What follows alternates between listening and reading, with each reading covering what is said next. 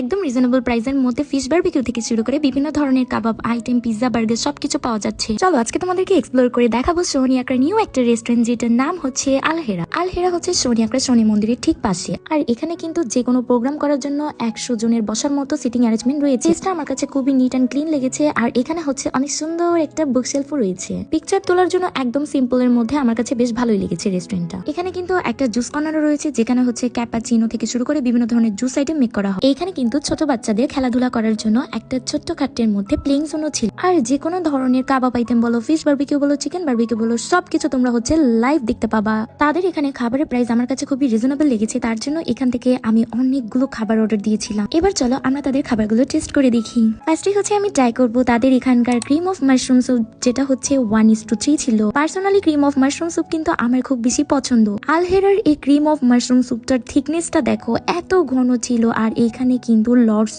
Of mushroom ছিল। তোমরা যদি আলহেরাতে যাও মাস্ট বি এই ক্রিম অফ মাশরুমটা ট্রাই করে দেখবা। 650 টাকায় 3 জনের এই ক্রিম অফ মাশরুম স্যুপটা আমার কাছে পার্সোনালি খুব বেশি ভালো লাগছে। Then I will try their meat lovers pizza, যেটা হচ্ছে 12 ইঞ্চি ছিল। পিৎজার উপরে কিন্তু প্রচুর পরিমাণে মজারেলা চিজ ইউজ করেছি। আর মাংসের পরিমাণও কিন্তু খুব বেশি ভালোই ছিল। 790 টাকা অনুযায়ী আমার কাছে পিৎজার টেস্টটা খুব ভালোই লেগেছিল।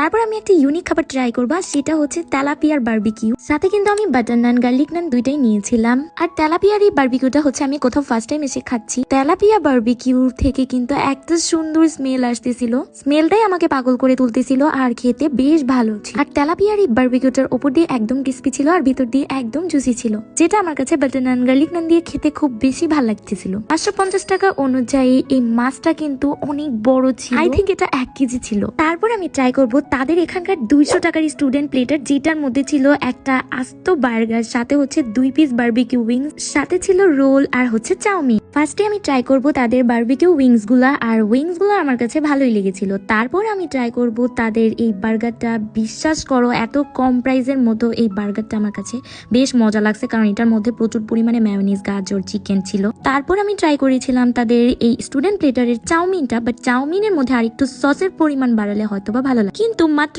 200 টাকার মধ্যে আমি এতগুলো আইটেম পেয়ে যাব, এটা আসলে এক্সপেকটেশনের বাইরে ছিল। তাদের এখানে কিন্তু বিভিন্ন ধরনের কাবাবের আইটেমও রয়েছে। আমি হচ্ছে তাদের এখান থেকে চিকেন মাজুকা কাবাব নিয়েছিলাম, যেটা প্রাইস হচ্ছে 280 টাকা। তোমরা তো অনেকে বিফ মাজুকা কাবাব খেয়েছো, চিকেন মাজুকা কাবাব যেটা হচ্ছে আলহেরাতে পাওয়া যাচ্ছে। চিকেন মাজুকা কাবাবের সাথে যে সালাডটা ছিল, এই সালাডটা দিকে কিন্তু চিকেন মাজুকা কাবাবটা বেশ ভালো লাগছিল। একটা স্মোকি ফ্লেভার আসতেছিল। তারপর আমি তাদের এখান থেকে আলহেরা স্পেশাল ক্যাশনাট সালাড নিয়েছিলাম, যেটার প্রাইস হচ্ছে 475 টাকা। ক্যাশনাট সালাডটা সব দিক দিয়ে ঠিকঠাক ছিল, কিন্তু চিকেন গুলো যদি আরেকটু কম ভাজা হতো তাহলে হয়তো বা আরো বেশি ভালো লাগতো। তারপর হচ্ছে আমি তাদের এখান থেকে একটা নাগা পাস্তা নিয়েছি।